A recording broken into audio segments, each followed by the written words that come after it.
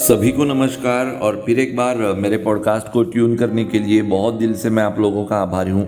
अभी तक अगर आपने मेरे चैनल को सब्सक्राइब नहीं किया है तो तुरंत सब्सक्राइब कर लीजिए, और अगर आपने सब्सक्राइब कर लिया है तो और लोगों को प्रमोट करिए। जैसे कि आपने थंबनेल में देख लिया है कि आज बात करने वाला हूँ फिर एक बार राजनीति की, बीजेपी, कांग्रेस और जो इलेक्शंस हो रहे हैं हमारे देश में उसकी। और मैं आपको खास तौर पर ये बताऊंगा कि बीजेपी को जिताना, बीजेपी को वोट करना ये क्यों ज़रूरी हो जाता है हम लोगों के लिए। जब मैं आपको ये कह रहा हूँ तो आपको गुस्सा आ रहा होगा कि पिछले ही पॉडकास्ट में मैंने आपसे कहा था कि आपको कोई इन्फ्लुएंस नहीं कर सकता, तो आज ये बात मैं आपसे क्यों कह रहा हूँ। तो सारा डिटेल में बताऊंगा, थोड़ा सा समय जो है वो स्पेयर करना पड़ेगा आप लोगों को मेरे साथ में, और उसके लिए कमिटमेंट देनी पड़ेगी कि आज का मेरा पॉडकास्ट आप लोग एंड तक सुनेंगे। ठीक है, बिना किसी देरी के चलिए शुरुआत कर देते हैं।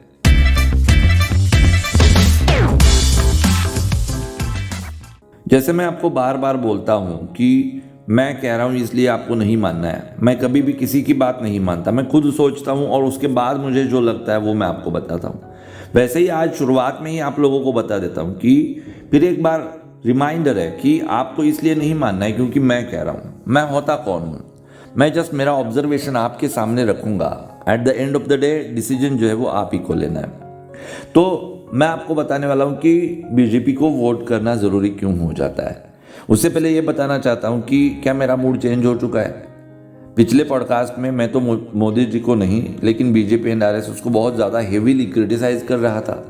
आज आकर आपको बता रहा हूँ कि नहीं, हम लोगों को वोट करना है तो बीजेपी को वोट करना पड़ेगा। क्या टर्न हो गया? क्या किसी ने मेरे ऊपर दबाव बना दिया है? क्यों मैंने अचानक से मेरी लैंग्वेज चेंज कर दी? ये सवाल, इन सवालों के जवाब देना ये बहुत इंपॉर्टेंट हो जाता है, और इसलिए सबसे पहले मैं इन्हीं सवालों के जवाब देना चाहता हूँ। एक्चुअली बात ऐसी है कि जब हम एक लक्ष्य के प्रति कॉन्सेंट्रेट करते हैं और उस लक्ष्य को पाने के लिए बहुत ज़्यादा कोशिश कर रहे होते हैं, तब जो हमारा ध्यान है वो ध्यान उस लक्ष्य की तरफ ही होना चाहिए। बीच में जो ऑब्स्टिकल्स आते हैं, जो हर्डल्स आते हैं, उनको इग्नोर करके, उनको क्रॉस करके, उनको डिसॉल्व करके हम लोगों को आगे बढ़ना होता है। एक्चुअली बात यह है कि मैं बीजेपी को क्रिटिसाइज करता क्यों हूँ? क्योंकि मुझे बीजेपी से उम्मीद है, इसलिए मैं बीजेपी से क्रिटिसाइज करता हूँ। मैं चाहता हूँ कि बीजेपी के द्वारा देश का भला हो। बार बार मैं आप लोगों को बताता हूँ कि मैं बीजेपी का ही कार्य करता हूँ। मैं संघ का स्वयं सेवक हूँ, और अगर मिसअंडरस्टैंडिंग हुई है मेरी, या फिर मेरी बुद्धि को जो समझ में आया है, जितनी मेरी क्षमता है समझने की, उस आधार पर अगर मैं क्रिटिसाइज कर रहा हूँ, तो इसका ये बिल्कुल मतलब नहीं होता कि मैं बीजेपी या फिर आरएसएस का एनिमी हूँ। ऐसा कैसे हो सकता है? पिछले वाले पॉडकास्ट में भी मैंने आपको एग्जाम्पल दिया था कि कोई अगर अपने पिता से क्वेश्चन कर रहा है तो क्या इसका मतलब ये हो जाता है कि वो पिता का एनिमी हो गया? खाली क्वेश्चन करने से वो किसी का एनिमी थोड़ी ना बन सकता है। क्वेश्चन तो हम वहीं पर करते हैं जहां पर प्रेम होता है। क्वेश्चन हम वहीं पर करते हैं जहां पर संबंध होते हैं। जहां पर संबंध नहीं होते तब हम क्वेश्चन नहीं करते। डांट कहां पड़ती है? जहां प्यार होता है वहीं पर डांट पड़ती है। अगर आप रोड से गुजर रहे हो और आपको आपका बेटा स्मोकिंग करते हुए दिखा, तो आप जाकर उसे डांटोगे, उसे मारोगे, उसे स्ट्रिक्ट करोगे। वही अगर आप जा रहे हो, आपके बेटे के उम्र का ही कोई बेटा अगर स्मोकिंग कर रहा है, तो जाकर आप उसे मार सकते हो क्या? आप उसे सवाल कर सकते हो क्या कि क्यों स्मोकिंग कर रहे हो? ये तुम्हारी उम्र नहीं है स्मोकिंग करने की, आप नहीं कर सकते। कर सकते हो क्या? नहीं कर सकते। मैं बीजेपी को क्रॉस क्वेश्चन करता हूँ, क्रिटिसाइज करता हूँ, जो भी करता हूँ वो प्यार से करता हूँ। बहुत सारे लोग इस चीज़ को नहीं समझ पाते। उनको लगता है कि मैं एंटी बीजेपी, एंटी आरएसएस हो रहा हूँ। ऐसा कभी हो ही नहीं सकता, सपने में भी नहीं हो सकता। और इसलिए क्रिटिसाइज करना अलग चीज़ है। क्रिटिसाइज करना यह भी मेरा धर्म है। सवाल पूछना यह भी मेरा धर्म है। इसका मतलब यह नहीं है कि मैं इन संगठनों से कट चुका हूँ, मैं इन संगठनों का विरोध कर। देखिए, मैं कोई नेता नहीं हूं कि वैयक्तिक स्वार्थ के लिए आज इस पार्टी में हूं, कल किसी और पार्टी में चला जाऊंगा। ऐसा नहीं हो सकता।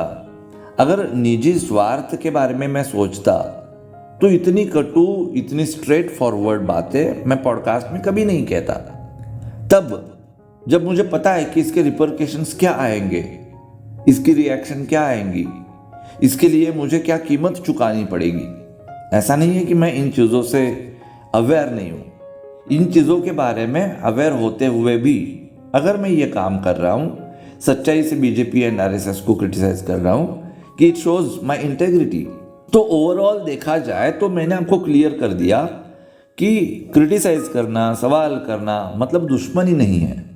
वो एक्चुअली ये भावना है कि ये लोग और सुधर जाए, इन लोगों से और देश की सेवा हो जाए। और इसलिए आप लोगों को ऐसे नहीं सोचना चाहिए कि मैं बीजेपी या फिर आरएसएस का दुश्मन हूं, वो कभी नहीं हो सकता। ये नंबर 1 का चैप्टर हो गया। अब नंबर 2 का इंपॉर्टेंट चैप्टर क्लियर कर देते हैं कि बीजेपी को वोट करना क्यों जरूरी है। देखिए, पहले चरण के जो मतदान हुए हैं कुछ राज्यों में, देश में, तो लोग कहने लगे कि बीजेपी की जो गाड़ी है वो डामाडोल हो रही है, 400 का लक्ष्य मुश्किल नज़र आ रहा है, वोटिंग कम हुई है, फलाना ढिमकाना, वेव नहीं है देश में। वेव आपको बता के नहीं आएंगी, सबसे पहली बात। और दूसरी बात, जो भी वोटिंग होती है वो वोटिंग क्या एक दिन में डिसाइड होती है? देश में कितने दिनों से, कितने महीनों से, कितने सालों से जो आम इंसान मोदी मोदी कह रहा है, इसे आप कैसे नज़रअंदाज कर सकते हो? ये एक्चुअली आप पैनिक क्रिएट करने की कोशिश कर रहे हो कि वेव नहीं है और लोग जो है वो बीजेपी को सपोर्ट नहीं कर रहे हैं, बीजेपी के लिए वो बाहर आकर वोट नहीं कर रहे। ये सिर्फ बताने वाली बात है। इसे क्या कहते हैं, मतलब अफवाह फैलाना, जो हम कहते हैं ना अफवाह फैलाना, ये उस तरह की बात है। और इसलिए आप लोगों को इन बातों पर ज़्यादा ध्यान नहीं देना है। तो आपको क्या करना है? जाकर बीजेपी को वोट करना है। क्यों करना है? क्योंकि अगर आप बीजेपी को वोट नहीं करेंगे तो कांग्रेस सत्ता में आएगी, या फिर कांग्रेस जैसी विचारधारा वाले लोग सत्ता में आएंगे। और अगर ये लोग सत्ता में आ जाते हैं तो जितना बना बनाया है, जितना हमने परिश्रम से कुछ किया हुआ है, उस सब के ऊपर पानी फेर जाएगा। फॉर दैट मैटर कांग्रेस ठीक है। जस्ट इमेजिन अरविंद केजरीवाल, आम आदमी पार्टी, अगर वो फैलने लगती है, अगर वो देश में सत्ता में काबिज हो जाती है, एक रात में देश को बेच देंगे ये लोग, एक रात को। और वैसे भी मेरी जो नाराजगी बीजेपी से है, it is not about infrastructural development, it is not about कि सिस्टमेटिक जो डेवलपमेंट होनी चाहिए थी उसमें कमी आ रही है, कि ये चीज़ें होनी चाहिए थी नहीं हो रही है। वो सिर्फ और सिर्फ सनातन की हित की बात मैं कर रहा हूँ। मैं कह रहा हूँ कि बीजेपी को कट्टर बन जाओ, बीजेपी कह रही है कि नहीं, हम सबका साथ सबका विकास चाहते हैं। वो सिर्फ इतना ही है। लेकिन कांग्रेस के साथ ऐसा नहीं है ना, वो लोग डायरेक्टली देश जो है वो बेच देंगे। कांग्रेस कभी नहीं चाहती कि देश आगे बढ़े, देश का गरीब अमीर बने। अगर आप यकीन नहीं कर रहे हो मेरे पे, तो मैं आपको कुछ एग्जाम्पल देना चाहता हूँ। रिसेंटली जो कांग्रेस का जो मैनिफेस्टो आया है, वैसे तो मुझे अलग से पॉडकास्ट करना चाहिए कांग्रेस के मैनिफेस्टो पर, क्योंकि इतनी घातक चीज़ें उसमें हैं। लेकिन कुछ एग्जाम्पल्स, जो गारंटीज वो दे रहे हैं, वो क्या कर रहे हैं? वो एक्चुअली देश को हैंडीकैप्ड बनाने की कोशिश कर रहे हैं। वो देश को चाहते किसी सहारे पर, सरकार के सहारे पर लोग जिंदा रहे। लेकिन मोदी जी ऐसा नहीं चाहते। मोदी जी की जो गारंटी है वो आपको स्वावलंबी बनाती है। जब मोदी जी कोई गारंटी आपको देते हैं तो वो आपको स्वावलंबी बनाते हैं कि आप अपने पैरों पर खड़े हो जाओ। और कांग्रेस क्या कहती है? आप कुछ मत करो, हम सब आपको देंगे, आप बस खाओ पियो ऐश करो और ऐसे ही गरीबी में पड़े रहो। आपको हम बिजली माफ कर देंगे, आपको खाने पीने के लिए चीजें हम देंगे, आपको हम पैसे दे देंगे, आप परिश्रम मत करो, आप बस गरीबी में उसी में पड़े रहो आप। ये कांग्रेस का कहना है। लेकिन बीजेपी की जितने भी स्कीम्स आए, कोविड के दौरान जो ग्रेन का वाटअप हुआ था पूरे देश में, उसे अगर आप छोड़ देंगे तो शौचालय बनाना हो, या फिर विश्वकर्मा योजना जैसी योजना हो, या फिर आपको बिजनेस को सपोर्ट करने के लिए अलग अलग लोन्स, मुद्रा योजना जैसे, वो उपलब्ध है। ओवरऑल देखा जाए तो आपको अपलिफ्ट करने की कोशिश है, आपको गरीबी से बाहर निकालने की कोशिश है। लेकिन कांग्रेस तो कियोस। अभी ये लोग फ्री का प्रॉमिस कर रहे हैं। सैम पिट्रोडा कह रहे थे कि आम आदमी जो है उसको खुशी से टैक्स देना चाहिए, क्वेश्चन नहीं करना चाहिए।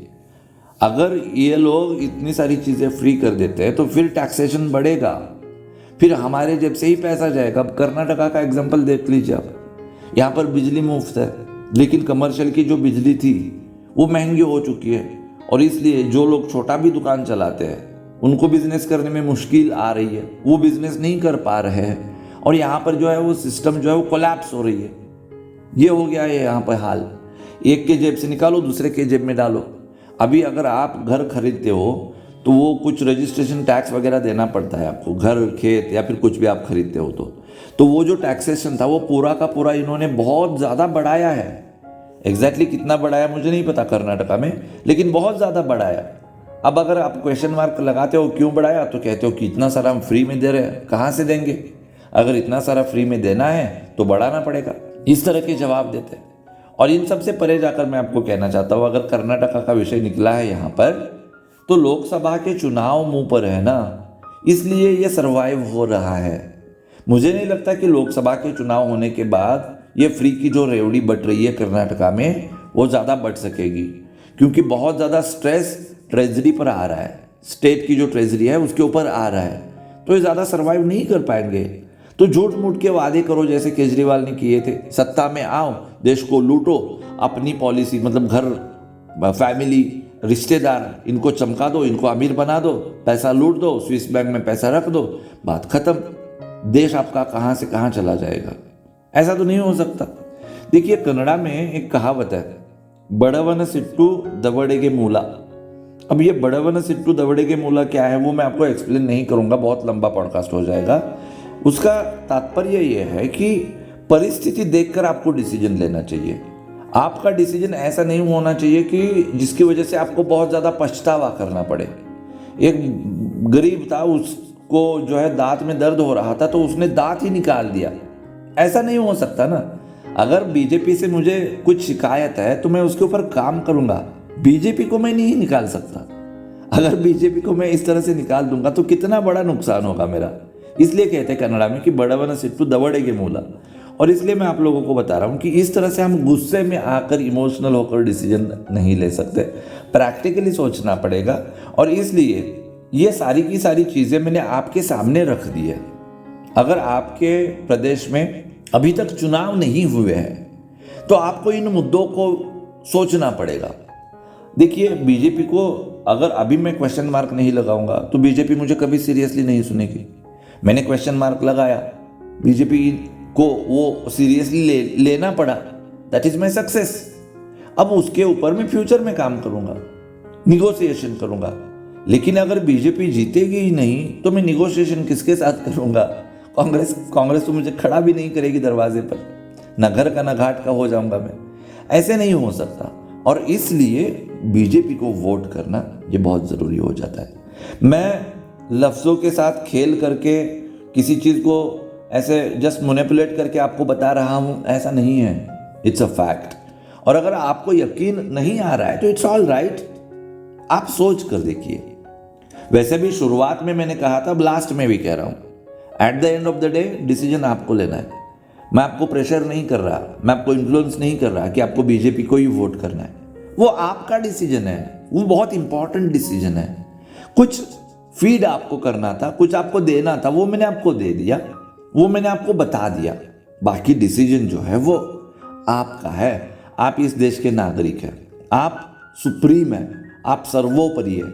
इसलिए आप सोचिए कि देश के लिए, धर्म के लिए, इंसानियत के लिए और विश्व के लिए क्या ज़रूरी है, उसके आधार पर आप अपना डिसीजन ले लीजिए।